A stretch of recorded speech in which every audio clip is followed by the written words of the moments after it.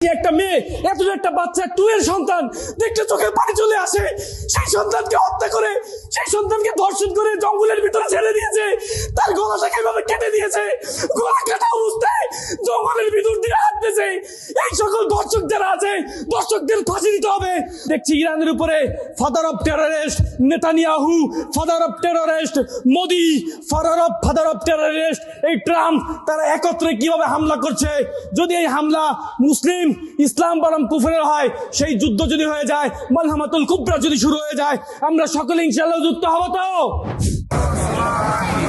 হুজুর আমার পরিচয় দিয়েছেন। আমার সবচেয়ে বড় পরিচয় হচ্ছে আমি হাজরাপুরের হাশেম সর্দার এবং পাঁচু সর্দারের নাতি। এটাই আমার সবচেয়ে বড় পরিচয়। আর তার থেকে বড় ব্যাপার হচ্ছে মরহুম পীর সাহেব হুজুর হাজরাপুরের, উনি আমার বড় চাচাকে ধরে উপরের দিকে মারছিলেন আর বলছিলেন যে আল্লাহ তোরা কবুল করে নিক। আমার চাচা পুরো বাংলাদেশে 7 নম্বর হয়েছিলেন পড়ালেখার দিক থেকে, এবং পুরো বাংলাদেশে মেধায় তিনি একটা স্বাক্ষর রেখেছিলেন।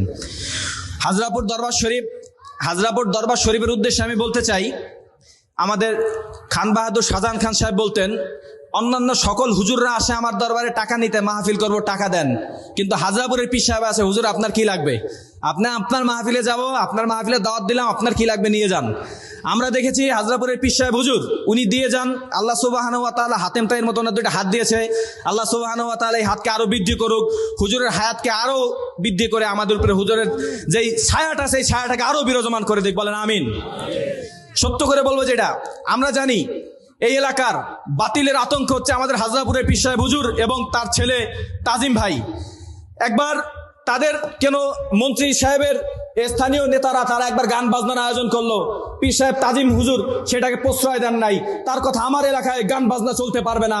তিনি সরাসরি ফোন দিছে আসিফ খানকে, আমার এলাকায় আপনার লোকজন গান বাজনা করতে পারবে না, ডিজে কোনো পার্টি করতে পারবে না। সাথে সাথে তারা সেটাকে বন্ধ করে দিয়েছে। আমি বলতে চাই তাজিম ভাইকে এবং হাজরাপুর দরবার শরীফকে, আপনারা এখানে ঘোষণা দেন আপনার এই জেলায় মাদককে নির্মূল করবেন, সহযোগিতা লাগবে, ছাত্র জনতা মুরব্বী সকলে মিলে আপনার হাতকে শক্তিশালী করব। যারা যারা মাদক কারবারিতে আছে তাদের লিস্ট করুন, আমাদেরকে জানান, আমরা সকলে মিলে যার সন্তান মাদক বিক্রি করে তাদেরকে ওই হাজরাপুর থেকে উৎখাত করে দেব। যার সন্তান মাদক বিক্রি করে তাদের হাজরাপুরে থাকার অধিকার নাই। আমরা দেখেছি গত এই সরকার ক্ষমতায় আসার এই কয়েকদিনের ভিতরেই কি পরিমাণ অন্তত 20টি খুন হয়েছে, যার ভিতরে 20টি হচ্ছে তাদের দলীয় খুন। আমরা আরো দেখেছি একটা মেয়ে এত একটা বাচ্চা 2 এর সন্তান দেখলে চোখের পানি চলে আসে।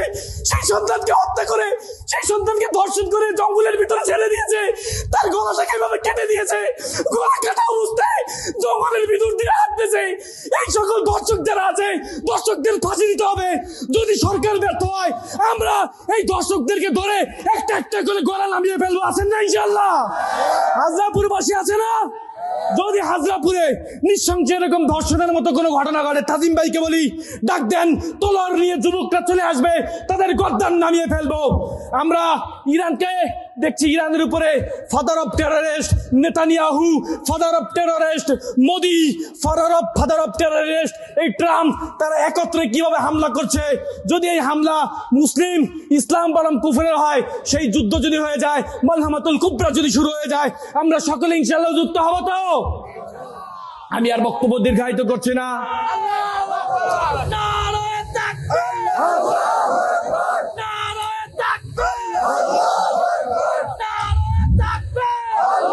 আমরা যেটা বলতে চাচ্ছি, সর্বশেষ আমি বলবো, আমি আপনাদের সন্তান। আসন্ন স্থানীয় ইলেকশনে, নির্বাচনে আমি পৌরসভার মেয়র পদে লড়ার ইচ্ছুক করেছি। হুজুরের কাছে দোয়া নিতে এসেছি।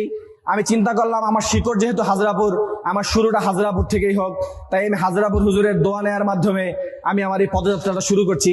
আশা করি হুজুর আমাকে দোয়া দিবেন এবং আমাদের সাথে থাকবেন। আমিন ওয়া আখিরি দাওয়ানা আলহামদুলিল্লাহি রাব্বিল আলামিন। আপনারা দেখছেন AN বাংলার নিউজ।